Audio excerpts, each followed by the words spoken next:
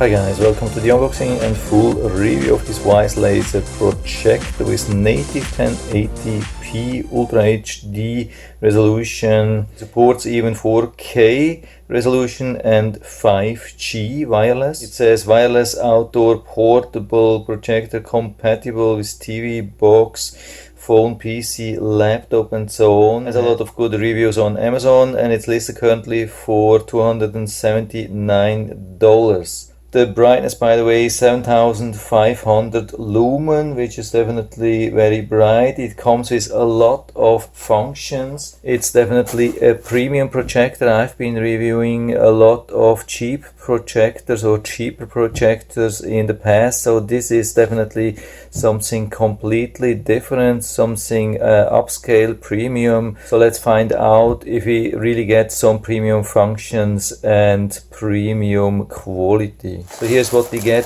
in the box. That's of course the projector itself. Looks really nice. So instead of having cheap plastic on top, here we have some nice fabrics. And we can see it's nicely built, round.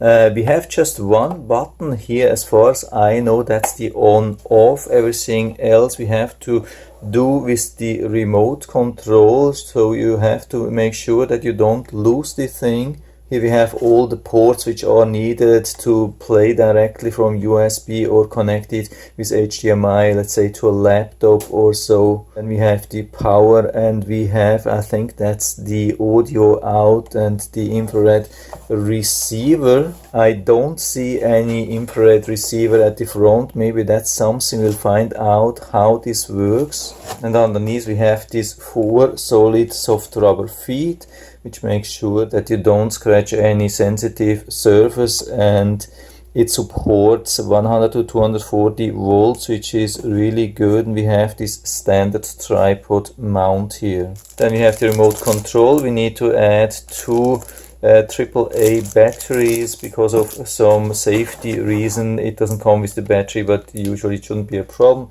Then we get this standard HDMI cable and the power cable, and then we get the instructions also with a cleaning towel. Here the quick instructions manual. I hope you can see everything. I'm usually going to show you the instruction manual to give you the opportunity to make a better buy decision, or if you bought used or you lost the instructions. By the way, the model is the G1. We have the packaging list, some warnings, function overview and quick start guide, and that's already it. Pretty compact.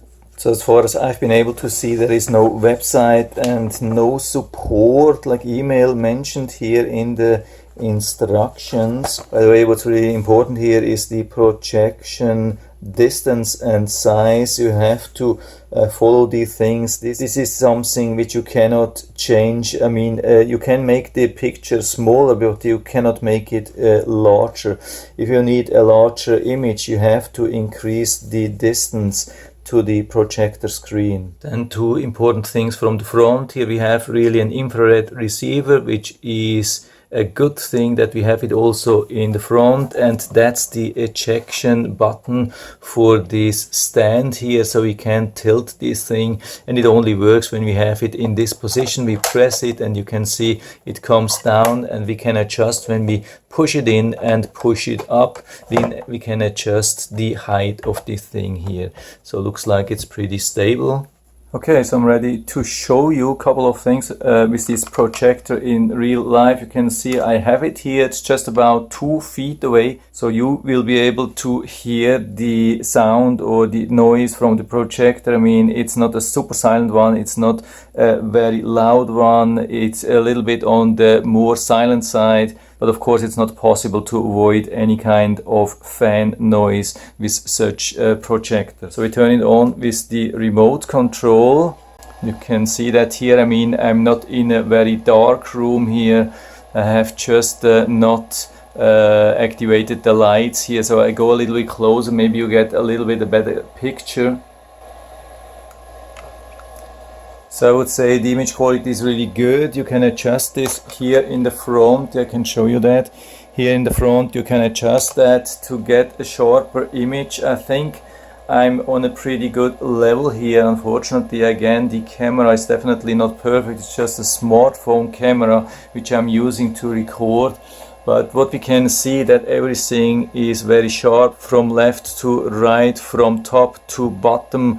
Everything is very sharp. There is no difference. That's very important. With some cheaper projectors, you have a huge difference sometimes. We have already a couple of different options here. HDMI file manager setting, Miracast, I'm using that later on. So here let's go to the settings. Some of them we can use directly from the remote control. Wi-Fi I'm going to connect later on. Then we have the image settings, which are really important. We can use it like normal, or we can use it upside down or left, right. You can see the different options. So if you're planning to mount this on top of the, like on the ceiling, then it's really important to have this thing.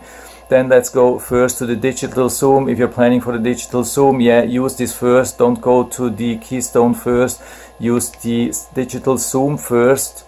You can see what we can do. We can increase or decrease the size, actually only decrease. We cannot increase it to more than 100%, but we can shrink it a lot, as you can see. The thing is, when we shrink it, it produces some kind of keystone, but you don't have to be worried. We can adjust this here. When we go back to the keystone, we can adjust this, and really extremely. I haven't seen that with any other projector. This is really extreme. If you're planning to use that really from the bottom, like up to a very higher position, or from a ceiling down, that could be the perfect projector for you. I haven't seen that from any other projector, that you have such a huge range which you can use to correct the thing. Now I think I'm pretty much straight. I can increase the size of the picture again. Now of course I have to use the keystone again, but you can see it's very easy, very capable, very powerful, this keystone correction. So that was the vertical keystone correction. I haven't found the horizontal keystone correction. It was mentioned in the listing, but I guess it's not available here. So regarding the language settings, you can see the languages which are available. Maybe that's important for you as well.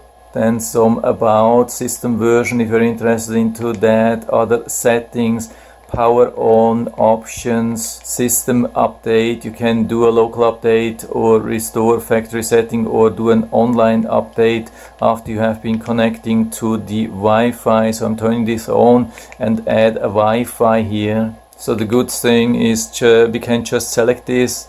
If you don't see that, just go back and then you can enter the password. Now I've entered the password. Let's try to connect. Yeah, I had it actually connected, but I couldn't see it. So let's see what it shows when you go again to the Wi-Fi. It says connected now. So looks good. Let's see if there's a system update available online. Yeah, it says your projector is on the latest version. That's really important. Yeah, one thing I wanted to show you regarding the HDMI settings. When we have the remote control here you are on the top menu. I mean, we can go down into the settings and do a lot of things, but something which we cannot do, and that's the HDMI settings, picture settings. When you use this button here for the HDMI, we can switch, and you can see it goes into black because we don't have HDMI attached. Now we can go into the menu and you see picture modes. You have a lot of different options. You can increase the brightness, the contrast, the saturation, a lot of things you can increase or decrease depending on your personal preferences. That's really important because I couldn't find this thing on another menu. Also we have the display mode 16:9, 4:3 automatic, or different sound modes which you can see. That's like an equalizer which you can use here. That's pretty advanced. I haven't seen that in any other projector so far. So let's go back. With back or 2 times back, you can always go to the main screen. So what I'm using here is the Miracast from Android. So that's good that we see already the instructions how to do that. So I have the phone here. I hope you can see that's a little bit difficult. I click on screencast. and I go to settings. Sometimes it takes a little bit to update. Here you can see we have the new link, the FF7. That's the thing which we want to use, and it says connecting. So we have the image already here. And so I went to YouTube. I'm going to play something for you. And now that's the sound coming out from the projector. We can increase and decrease the audio volume directly from here. That's pretty convenient. We can also fast forward or go back or whatever you want to do. That's not available for everything, so obviously here it's not available, but if you have something directly connected to the projector, you will be able to use this control here. So if you want to see the large image here, of course we have to increase the image size, and we have the full screen now. That's a 4K 60 frames from the GoPro. Yeah, and the image quality is really good. Unfortunately we cannot see that here because I'm recording from the mobile phone, and I'm zooming a little bit in. Maybe that makes it a little bit better, but I hope you can still see it now. Yeah, I wish it would be a little bit darker here inside, but I can tell you the image quality is really very good from left to right, from top to bottom, everything really good, nice and clear and stable. So I haven't seen such a good image quality in quite a long time. So that's definitely a huge difference to all these cheap projectors in the $100 or $120 area, which I've tested before. It's a huge difference already here, even though we don't have a really dark room. And here another footage you can see, but also on a good quality level. And yeah, I've been watching for a while here. Looks really tempting, really good quality, solid thing. And so I can highly recommend to buy it, and I'll put down the link to the Amazon listing down into the description, so you can check it out and order it right from there if you like it. And I hope I've been able to help you a little bit with this video. If you have any questions or comments, just write to the comment section below. I'm always happy to talk about these things. And if you like the video, give me a thumbs up, subscribe my channel. Thanks for watching, and see you next time.